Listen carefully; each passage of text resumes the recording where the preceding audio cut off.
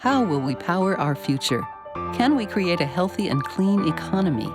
Climate One at the Commonwealth Club is at the forefront of the global debate about energy, economy, and the environment. Bringing together the brightest and most provocative leaders of our time, Climate One is the place where big ideas get heard.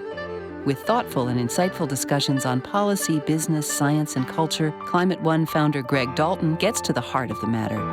It's our future. It's time to come together. Tesla's rollout of its new truck didn't go as planned. Overall, its car sales are up, but the company is still losing money. We talk with three experts about how Tesla is impacting the auto industry and the broader transition to a cleaner economy. Katie Fehrenbacher is a senior writer and analyst with GreenBiz. Laura Kolodny is a reporter with CNBC, and Hamish McKenzie is a former lead writer at Tesla and author of the book Insane Mode: How Elon Musk's Tesla Sparked an Electric Revolution to End the Age of Oil. Later in the show, we'll explain a circular economy. Can nature provide a template to guide companies toward a clean future? Making Teslas and manufacturing inspired by nature. Today on Climate One. Laura Kolodny, let's talk about the health of the company today. How's Tesla doing? A lot has happened in the last year or so. It's hard to keep up with the headlines, but where are we today in terms of, the pulse of the company? Tesla's been in a kind of cash-strapped position for the moment. They had some years where they really spent a lot on, setting up the factory and figuring things out. And then last year, as they were ramping up production of the Model 3, their latest electric sedan, which is potentially their first breakthrough, really mainstream car, not just for the early adopters. They had a few missteps. They over-automated. Elon's acknowledged, like I'm on a first-name basis with him, Elon Musk, the CEO, has acknowledged, some errors and unplanned spending to correct them. And it's at the moment they just paid down a huge bond obligation, $920 million. They're not spending a lot in terms of CapEx, capital expenditure, to set up for the future compared to prior years. So it's going to be a real challenge for them to operate leaner and meaner. Right. So there's a lot going on there. We'll unpack. Katie Fehrenbacher, do you think that Elon Musk has been tamed by some of the recent, experiences with regulators, et cetera? Tamed? No, not at all. I think that, the SEC has taken this kind of unusual and public step, but I don't think Elon Musk is going to back down at all. And I think they'll continue this kind of drama and game until, I'm not sure exactly what's going to happen, but maybe the SEC will double down and try to follow his tweets, even more closely and try to catch him on something, later in the month. I'm not sure. Right. The Securities and Exchange Commission is looking into, it's kind of bizarre that one pretty mild tweet is being scrupulously scrutinized when there's other tweets that we see every day that are seem to play by different standards, but say the least. Hamish McKenzie, tell us about the tipping point, whether, how much Tesla is affecting other automakers. It was kind of this niche maker for a while in California. Is it really, because that's the premise of your book, is, moving away from oil and changing the industry. What is the evidence that's happening? Well, Volkswagen, for one, is putting $50 billion into transforming itself into an electric car company over the next 5 years. So I think that's pretty compelling evidence that it's happening. Well, they did a lot of that because they got busted big time. They got busted. Cheating, yeah. So they are doing what is necessary to survive as an automaker beyond a time frame of 5 to 10 years. The other companies should be doing that, but they're not. They have some promised cars coming off the line in the next few years, but it's almost on a token level.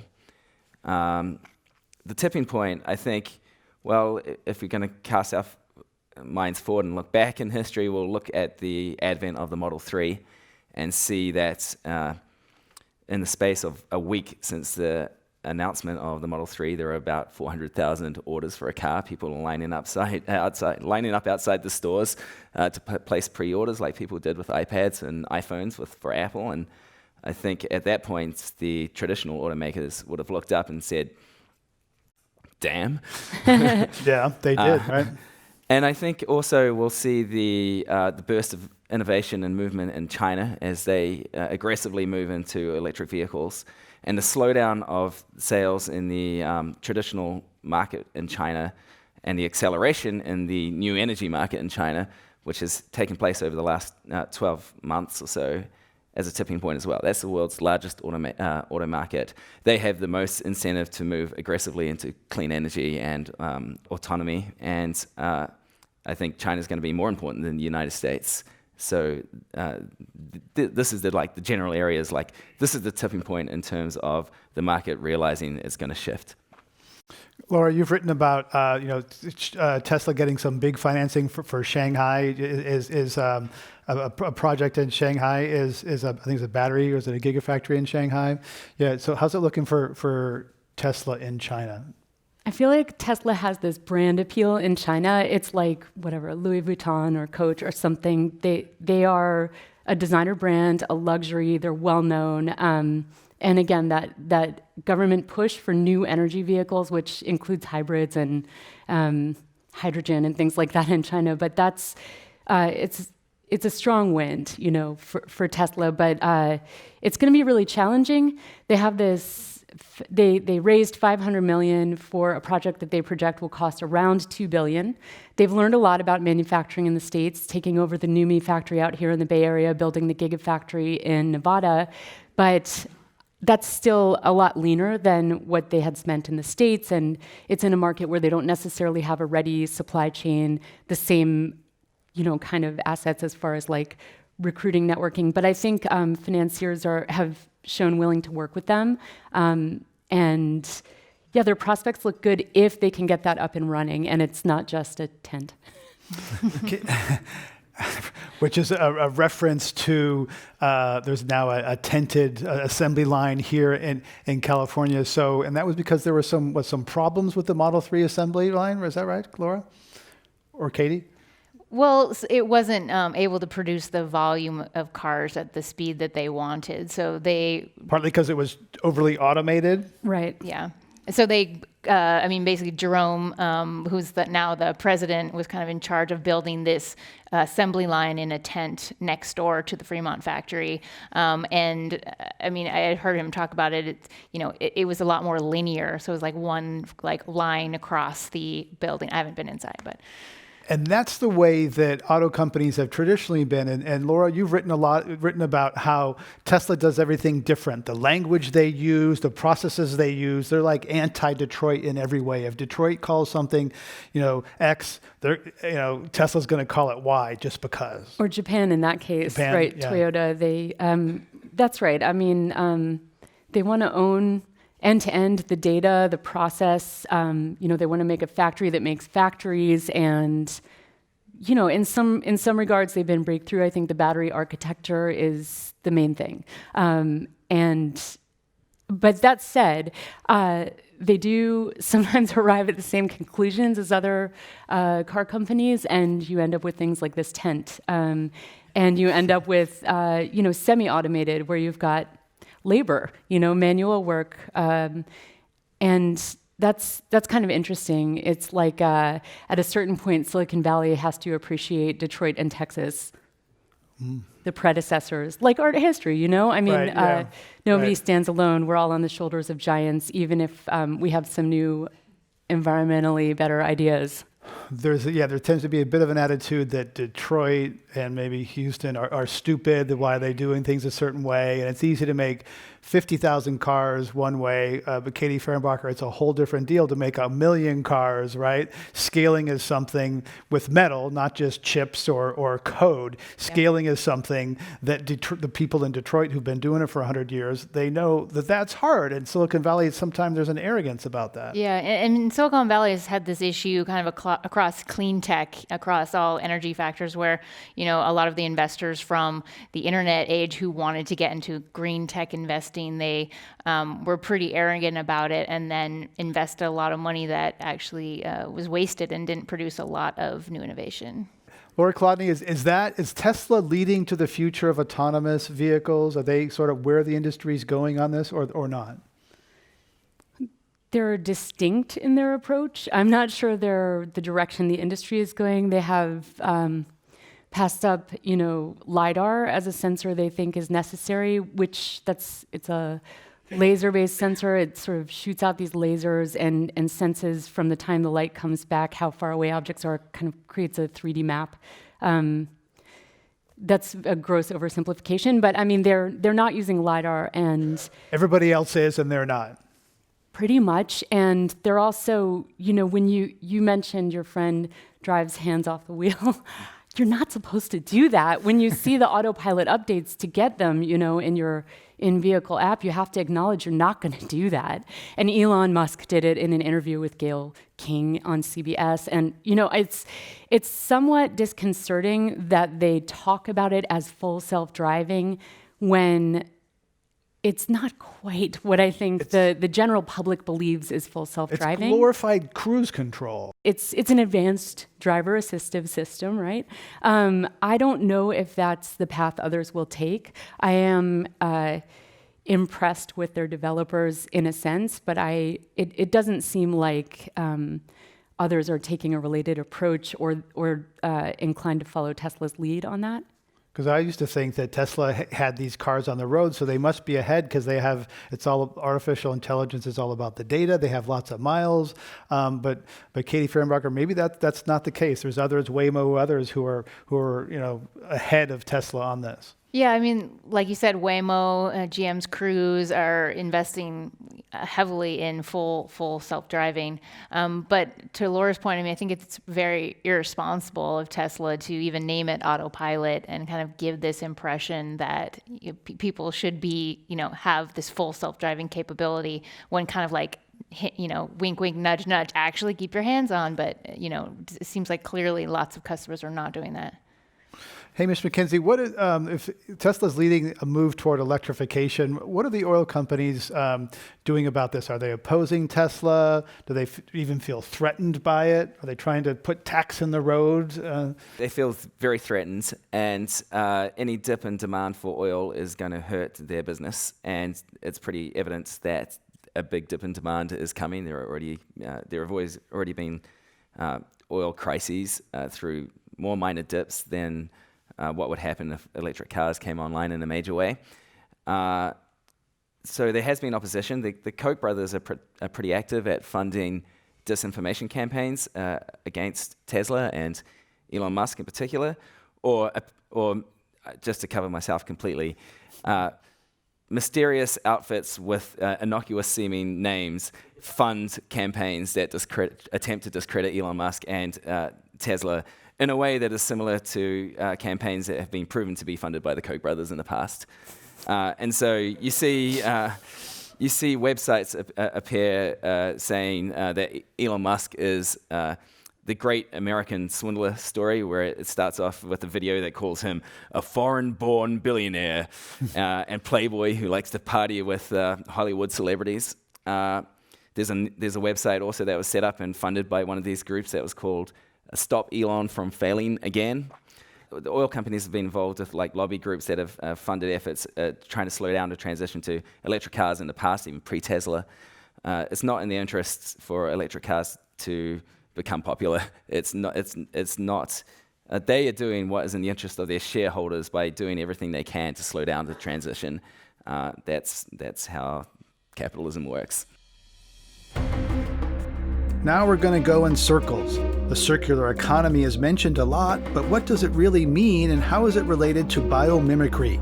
We'll tackle those questions and also pay tribute to the beloved and legendary Ray Anderson, founder and CEO of Interface Inc., a pioneering company in the realm of corporate sustainability. Joining us are John Lanier, co-author of Mid-Course Correction Revisited, the story and legacy of a radical industrialist and his quest for authentic change. He's executive director of the Ray C. Anderson Foundation, founded by his late grandfather. Beth Ratner is executive director of the Biomimicry Institute, and Peter Templeton is president and CEO of the Cradle to Cradle Products Innovation Institute, which certifies products made with materials designed to have a second or third life. We're going to start off with something we don't usually do here at Climate One. This is not business as usual today. So John Lanier, I want you to invite you to channel your grandfather, Ray Anderson, and lead us in a voluntary pre-activity before we start the radio program. Thanks, Greg. Please stand up. And this is how Ray would begin many of his talks. I invite you to turn to the people to your left and your right, perhaps behind or in front of you, and give them a hug. I was going to do that anyway. No. Oh, This is the a easy first. one. Yes, I know. It's I don't usually hug my guests. You should. Maybe I think after from now this. on, great. That's great. this is a new huggy thing.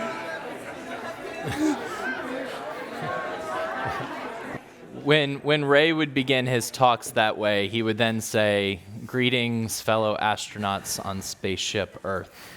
So I'll share those words with you as well and remind you that when we connect with people in that way, we connect with the emotional part of who we are as people. And we're more open to receiving messages that touch on things like love and empathy. And that's why Ray would begin talks that way. We need those sorts of emotions and those thoughts to be open to the change that we need our society to make. Thank you, John. If you haven't watched John's TED Talk, I encourage you to do that. So it's really worth watching. John, let's begin with your grandfather was a captain of industry, and he had a moment where he realized he's a plunderer of the earth, a legal thief, and he wrote that someday people like me may be put in jail. So tell us about his spear in the chest moment. Sure. Ray Anderson, for most of his professional life, up to his 60th year on planet Earth, was your typical businessman, just trying to make a high-quality product and make a buck.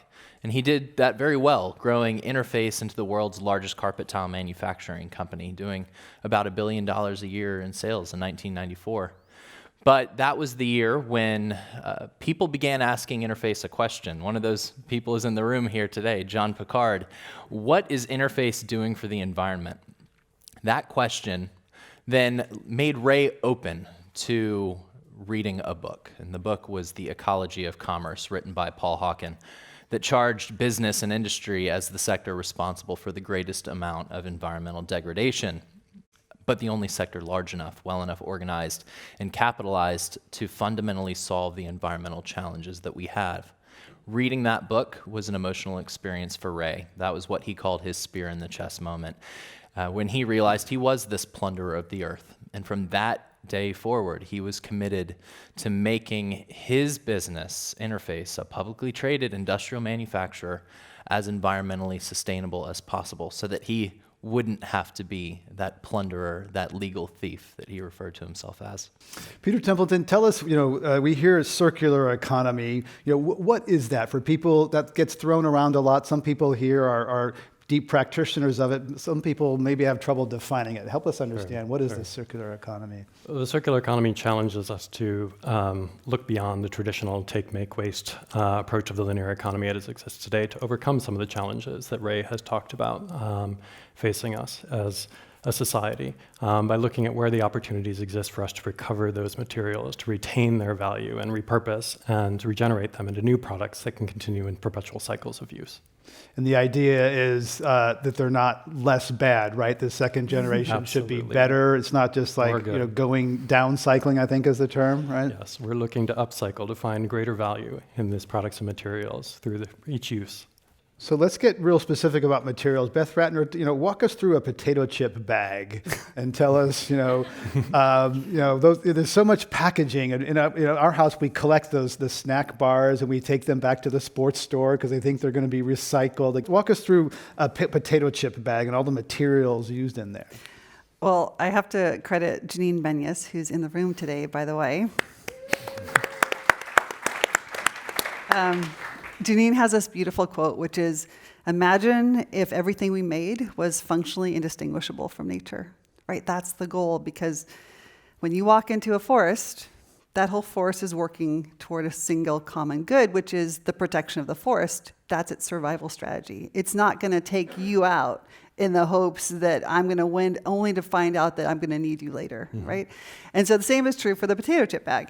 We've gotten to this place where we use a lot of different chemistry, all because we want to sell this particular bag of potato chips for this single use Whereas, and it's going to have one layer for protecting the oils, another for keeping air out, another one for the packaging, the bright color so you pick it off the shelf to begin with. But that's not how nature designs.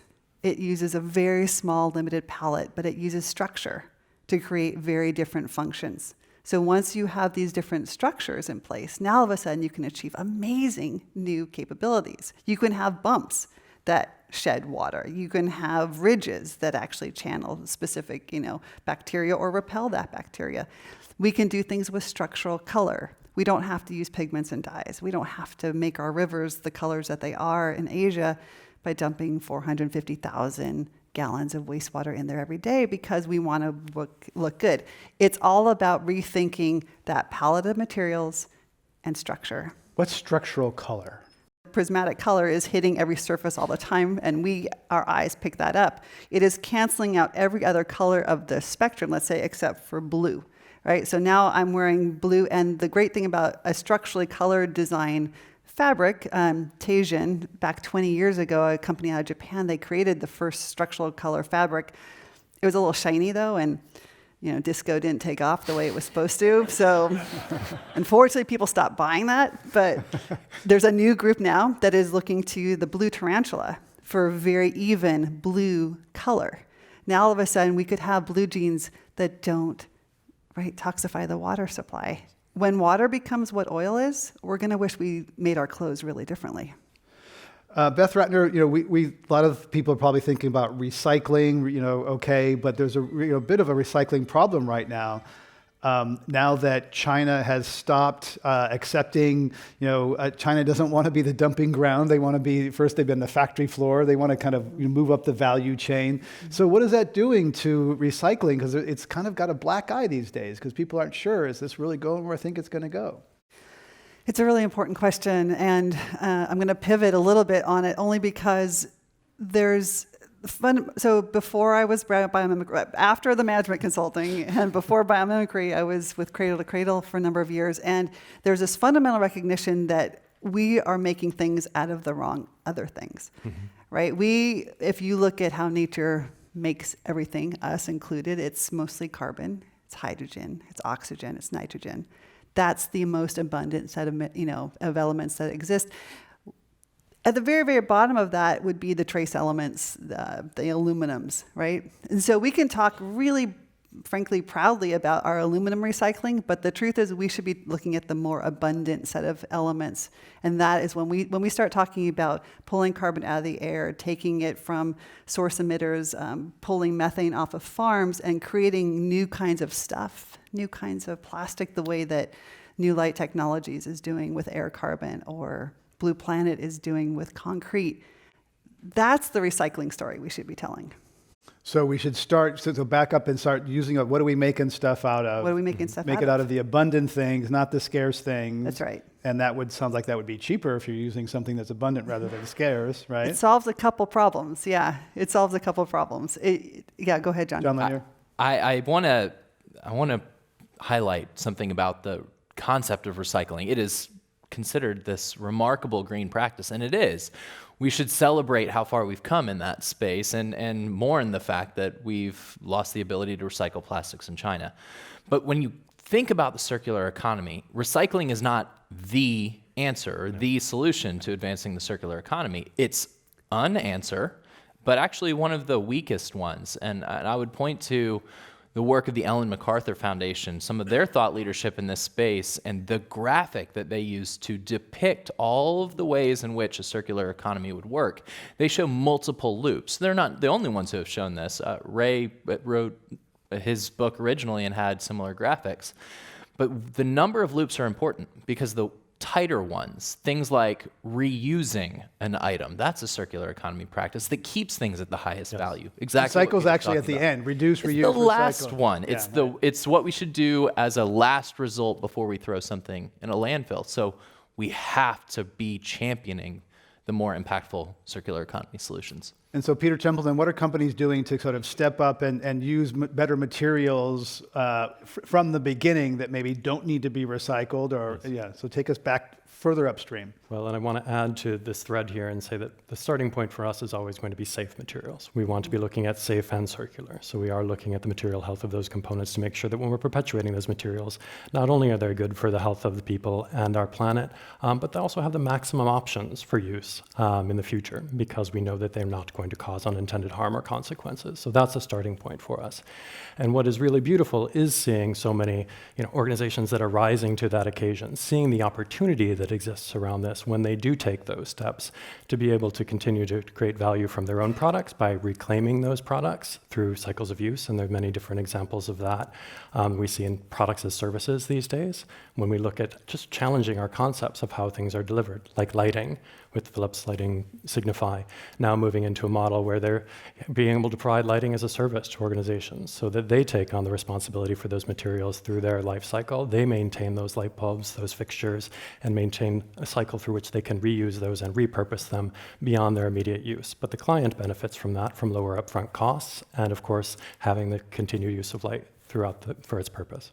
Beth Ratner, you talk in one of your videos about humility and how confronting nature requires some humility. So tell us what you mean by that. When you look at humility, look at nature, how it requires us to be humble. Well, again, it's such an honor to be able to work with Janine Benyus, who literally has been humbled by nature her whole life and has been able to share that with us, and then we in turn get to pass that on to the next generation. There is so much chemistry that happens in nature. There is so much intense, sophisticated design that, again, back to that springtail that you would want to squish, or the scarab beetle, which is, have you ever seen the ones that are silver or gold or brightly colored green, almost metallic looking? That's 5 microns thick.